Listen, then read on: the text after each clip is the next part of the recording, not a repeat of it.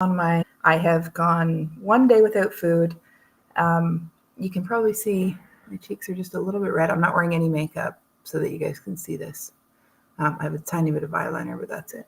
So my cheeks are a little bit red because my blood sugar is dropping, which obviously is totally to be expected because I've stopped eating.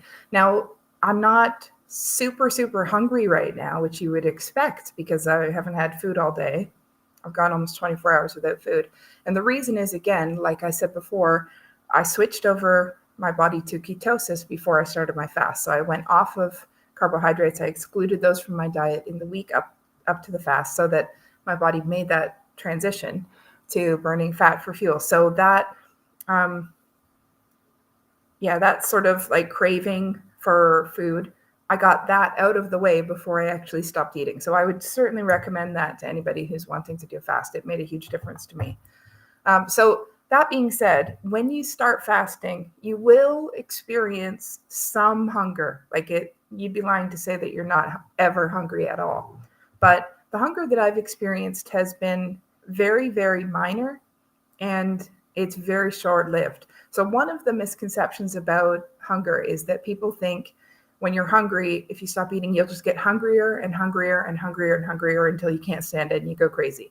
And actually, that's not true, especially once your body switches over to burning fat for fuel. So what happens is you're hungry at the normal time, and then that hunger will subside. So if anybody's ever missed lunch or whatever and they kept working because they got busy, you didn't just get hungrier and hungrier. Eventually that feeling of hungry goes away. Now it's the same thing when you're fasting, but because I didn't eat anything when I woke up in the morning, I didn't eat anything for lunch, I'm not eating anything now for dinner, my body's getting used to, it just never really woke up to food today. So, overnight goes through the normal cycle of fasting that everybody goes through at night.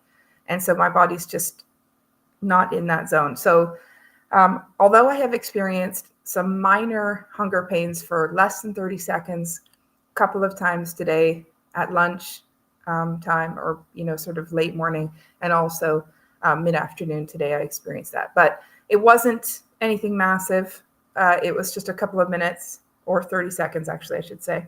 And one of the things that I've discovered from doing fasting that you can do is that if you have a warm drink, so either like warm tea or even like warm water, you boil the kettle and you drink the warm fluid, something about like the warm liquid filling your stomach makes the hunger pains, which are your stomach sort of spasming, I guess, it makes that stop.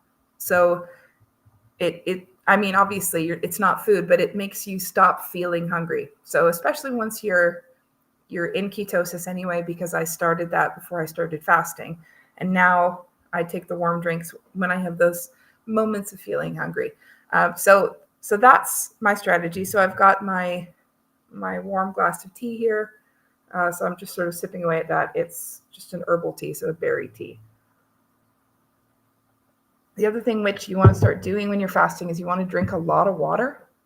So, I have some of these this is a 2-liter bottle of water, and it's obviously, you don't have to have a different bottle every day, but if you have a bottle that you're how much is in it, it lets you keep track of how much you're drinking, because you need to drink a lot of fluids when you start fasting, because it's kind of a detox, right? So your body is getting rid of a lot of toxins in your system, and lots of water is flushing out, so you have to go to the bathroom a lot of times when you start going to fast. So that's happening to me, and that's a good thing. Okay, now the other thing that happens when you fast, and one of the reasons why people think you'll have no energy, or like I can't do it because I have a really physical job, is because your body needs these things called electrolytes, which is basically like different types of salt.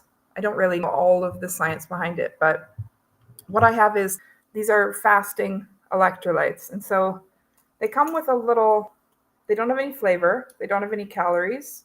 It's literally just like the salts themselves. It's like I'll show you the packaging at some point in one of the other videos, but it comes with, I've just decanted it into a smaller bottle to take with me.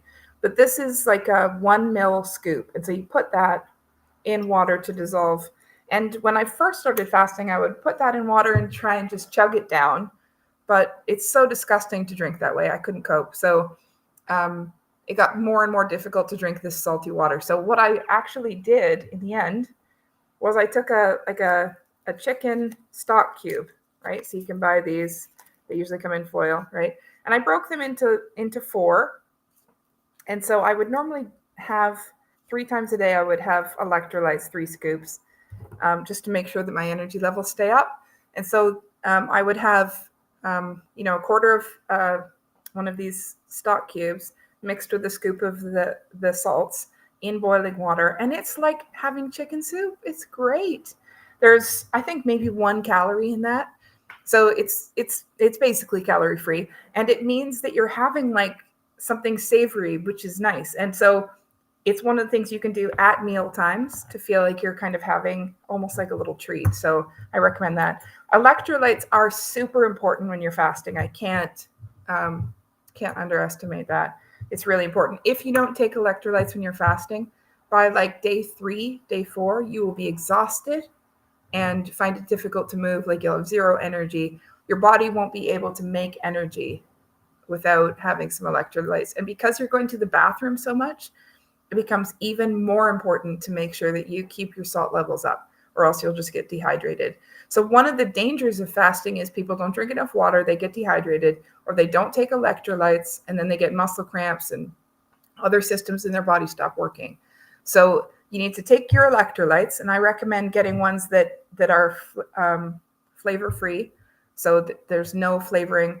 You don't want any sweetener in. Like I know some of them you can get that have like Runner's electrolytes that are like chewy candies. Don't get that, because anything with an artificial sweetener in it is going to give you diarrhea, especially if you're not eating anything else. So I would really recommend staying away from those things.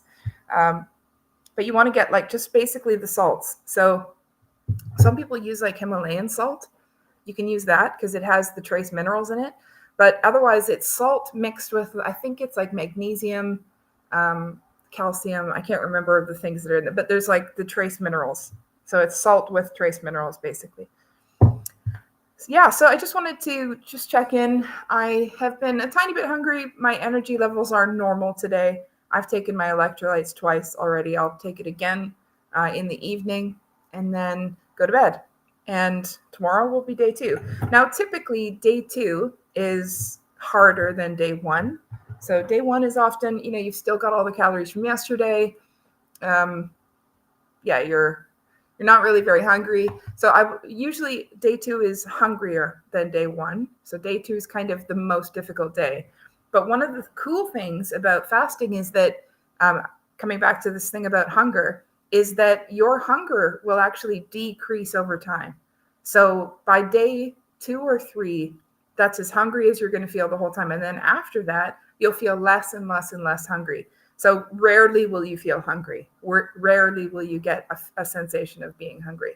So just wanted to share that, and see you all tomorrow.